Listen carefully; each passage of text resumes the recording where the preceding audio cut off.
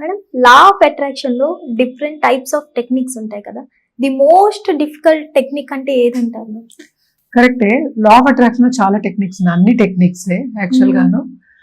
It all depends on your goal కదా. నీకు ఏం కావాలి, నీ లైఫ్ లో ఎలా చేయాలి అనేది గోల్ పెట్టుకున్నప్పుడే మనకి టెక్నిక్స్ అనేది మాట్లాడుకుంటాం.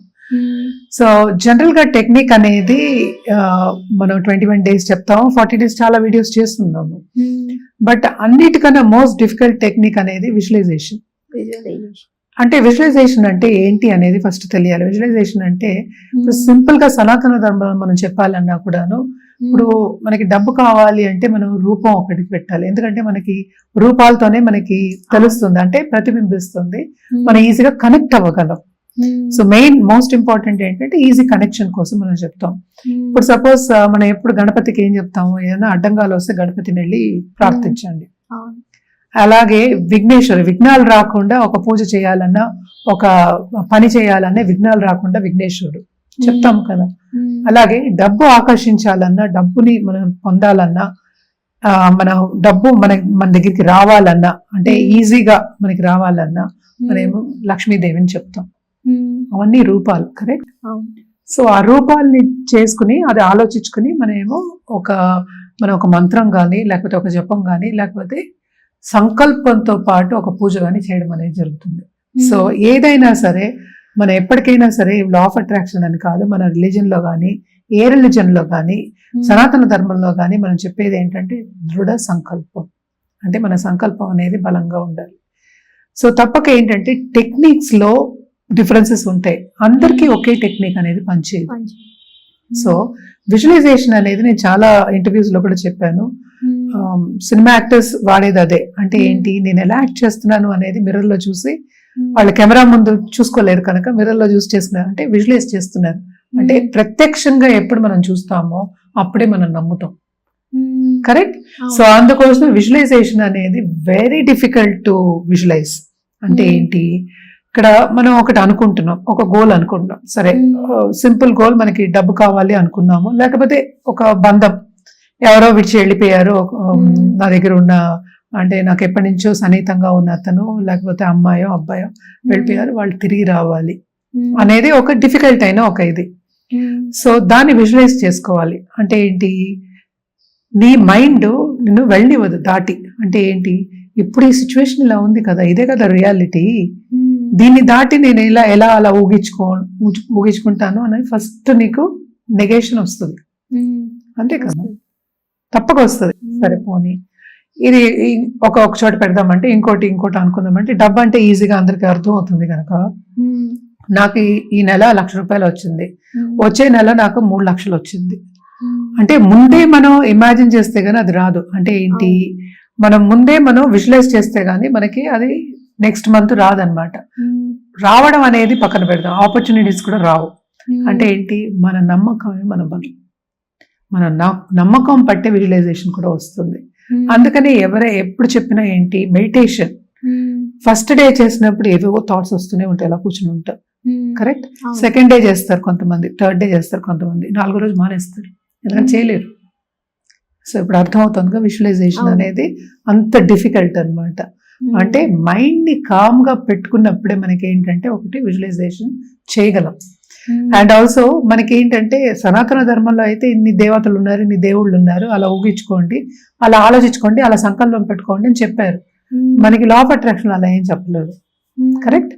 సో మన పరిస్థితిని బట్టి విజువలైజ్ చేసుకోమని చెప్పారు. సో ఇప్పుడు డబ్బు, సపోజ్ ఒక చెట్టు ఉంది, చెట్టులో ఆకులు ఉంటాయి, ఆకులన్నీ డబ్బులు ఉన్నాయని విజువలైజ్ చేసుకుందాం, కాసేపు అనుకుందాం, అలాగా అవుతుందా?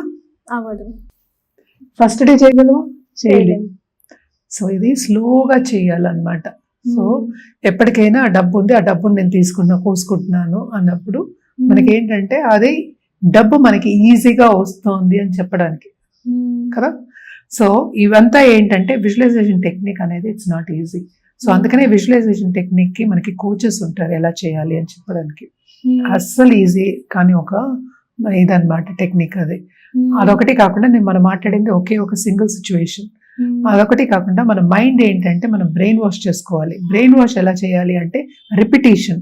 అంటే బ్రెయిన్ వాష్ ఎప్పుడు చేస్తాం మనం, రిపీట్ అవుతూ ఉంటేనే అది బ్రెయిన్ వాష్ అవుతుంది. అంటే ఏంటి, ఒక నమ్మకం అనేది కలుగుతుంది. అంటే రిపీట్ చేయాలి. సింపుల్ ఎగ్జాంపుల్ చెప్పాలంటే ఎల్కేజీ నుంచి యూకేజీకి వెళ్ళాలి, దానికి నువ్వు ఎగ్జామ్ రాయాలి, కరెక్ట్? సో దానికి ఫస్ట్ ఏంటంటే ఏబిసిడి రాయాలి, 1 2 3 రాయాలి, 10 వరకు పోనీ 10 వరకు, నేను ఎక్కువ కూడా చెప్పట్లేదు, 10 వరకు అది రాయాలంటే ఎన్నిసార్లు రాస్తే ఆ 1 year రాస్తే ఏదో ఆ కాస్త ఎగ్జామ్ పాస్ అయ్యేటట్టు ఉంటుంది, అంతే కదా? దాంట్లో కూడా కొంతమందికి పాస్ అవ్వరు, కొంతమంది పాస్ అవుతారు, కొంతమందికి ఎక్సలెంట్ మార్క్స్ వస్తాయి.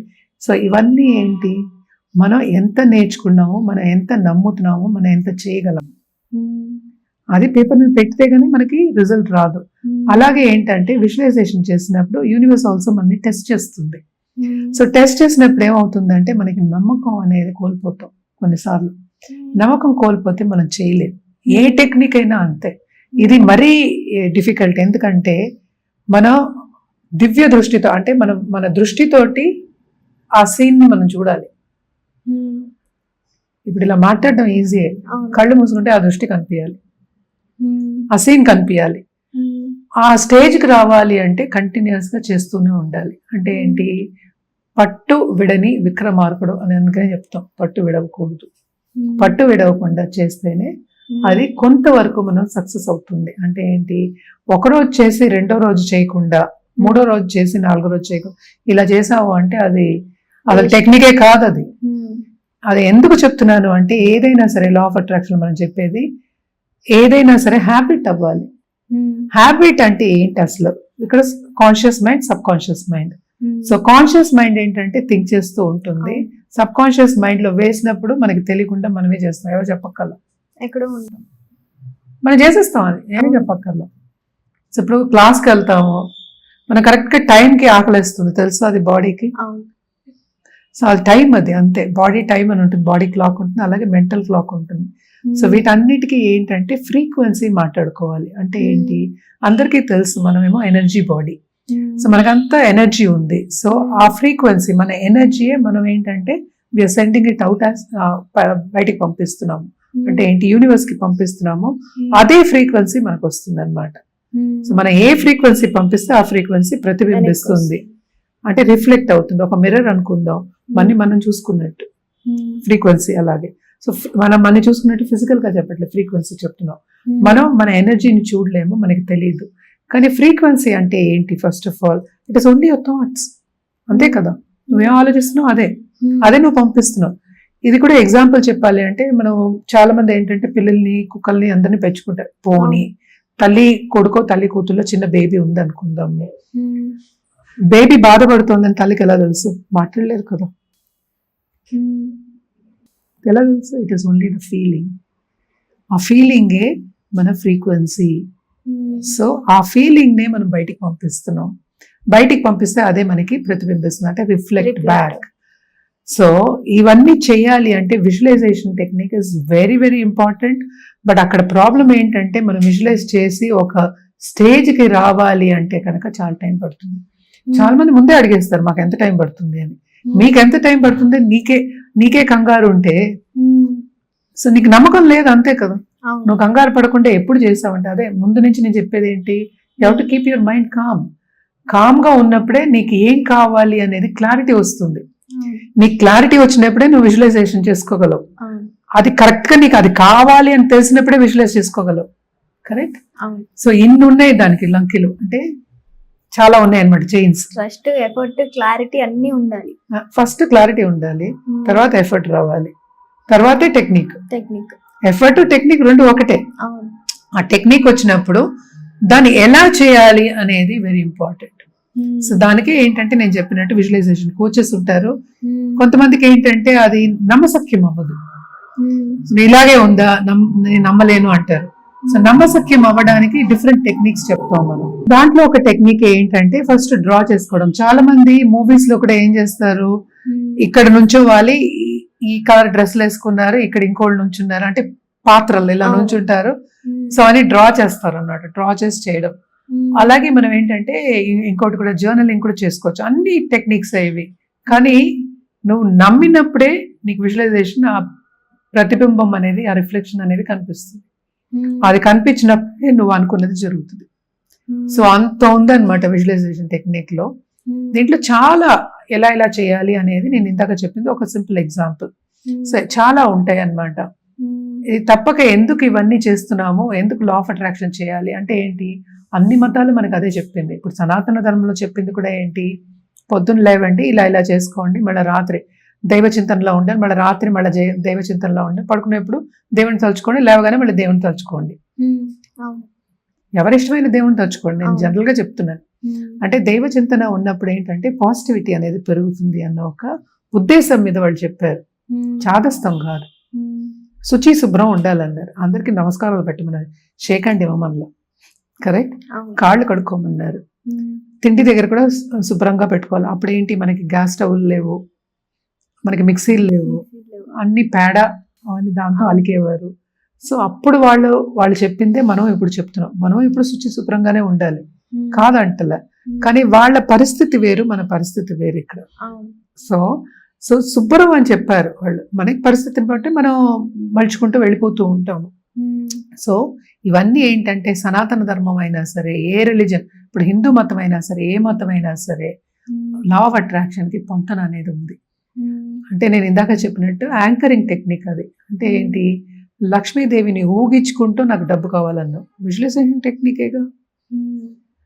సేమ్ థింగ్, ఇప్పుడు విఘ్నేశ్వరుని ఆలోచించుకుంటూ నాకు విఘ్నాలు రాకూడదు అనుకున్నావు, తప్పేంటి,